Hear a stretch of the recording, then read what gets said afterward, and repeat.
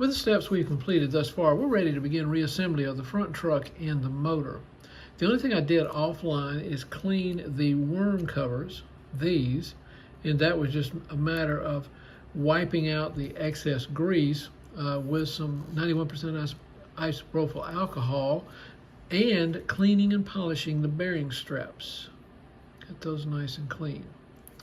When you reseat the armature, make sure that the bearings are properly positioned on the shaft of the armature and that they're seated over these depressions here and here. Now, those depressions are the top of these holes here and here, which house or hold these oil wicks. Oops. There was only one on this train. These little oil wicks. To me, they're the most useless thing that has ever been put on these trains. Because in the instructions for diesel motors, it says to put drops of oil there and there in the wick. Well, theoretically, the oil is supposed to travel up the wick and lubricate whatever on top. But to me, the problem is that that hole or depression is covered by the bearing. Well, the bearing doesn't rotate.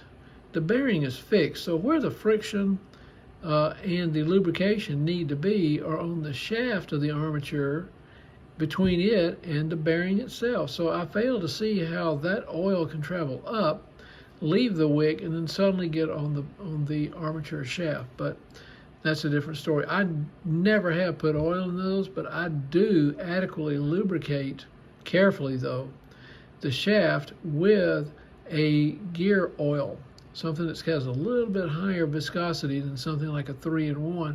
And I apply that usually with a Q-tip and make sure there's plenty under the bearing by sliding the bearing back and forth until it picks up some from the shaft.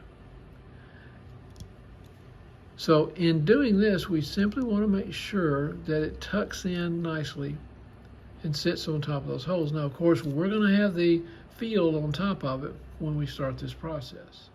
I placed a small amount of solid lubricant on the worm gear after seating it, first of all, inserting it into the field and then seating it properly into the chassis, making sure that the bearings will be directly beneath the bearing straps and are sitting in those little depressions that are on the chassis.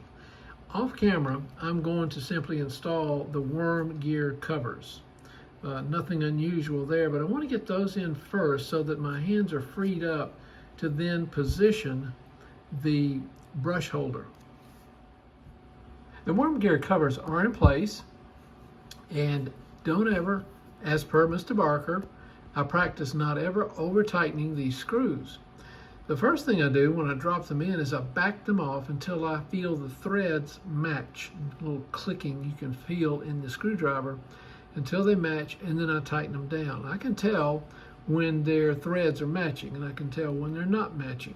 But I always have them matched because I do not want to cut any new threads in this soft metal.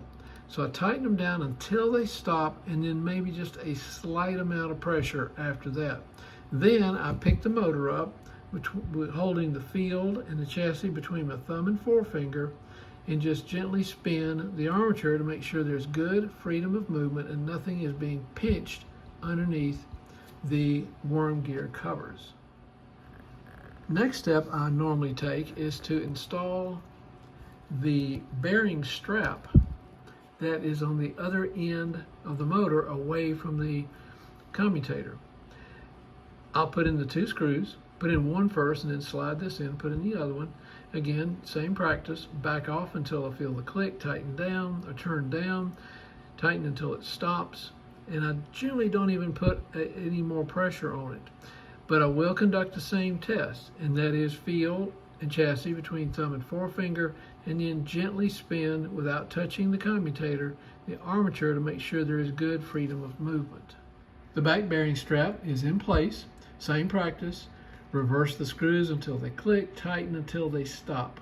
Then pick up, and using a skewer stick or something wooden, I put the stick right up here on the front right behind the commutator and gently spin the armature just to make sure there's freedom of movement.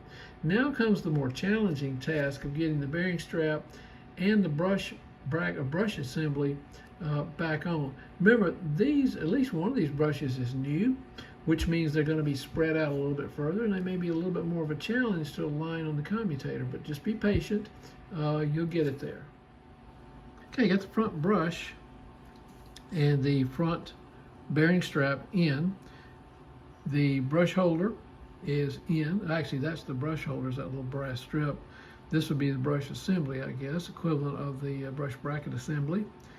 Normally what I do is, you recall that the screw on the far side was left in. That's because the brush assembly and the bearing strap have slots, so you can just slide it in. Remember, the bearing strap goes underneath the brush assembly. Once I slide that bearing strap in and then slide this back in this way, I go ahead and usually tighten the far screw over there enough that it will hold those two items in place while I work on the near screw. And then once I get the near screw in, or at least get it started, I can back it off, back the other one off, make sure that they're pretty much the same torque, which is basically turn them until they stop. Now I'm ready to make sure that the brushes are applied, the brush pressure is applied by adjusting the brush holder, and then I'll move the spring, flip it over, and move it on the other side to put pressure on the brush holder. This side of the field clamp was pretty easy to install. I recall that I had one lamination showing to the left and about 3 showing to the right, and it looks reasonably straight, at least a good starting point. Holding the clamp and the chassis between my finger, forefinger and thumb, I hand start these screws. To me, these are the highest risk of getting them back into the chassis with that soft metal where it's a hard metal screw, and I want the threads to match. I don't want to have to cut new threads. This one seems to be started. Of course, I use the old time-honored principle of never tighten one screw down or any screw down without at least having the others in place. So I'm going to flip it over now and repeat the same on the other side, and then I can begin again with the stick and gently spinning the armature just to make sure there's no obstruction. I'll also use the eye test with a flashlight to see if I can see the gap, an even gap between the field and the armature laminations.